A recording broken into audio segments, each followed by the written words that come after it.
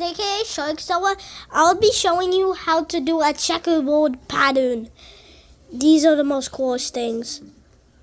There's even an adjustable part, like this is my brother's cube. I can try this.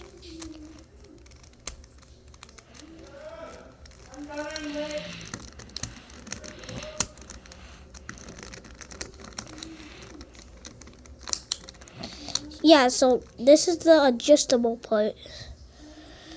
I can't really do it, so it's pretty hard.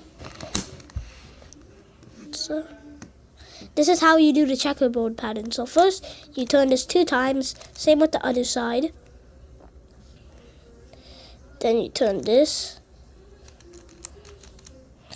Then that means that's done.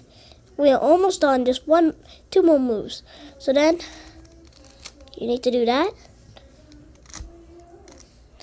Then you make the checkerboard pattern. And this is how you solve it. You need to do this. You need to turn this 2 times, turn this 2 times. You need to turn it in this area. Turn that 2 times, turn that 2 times. Then you just need to do that. That's how you solve the checkerboard pattern. Fun, right? Goodbye.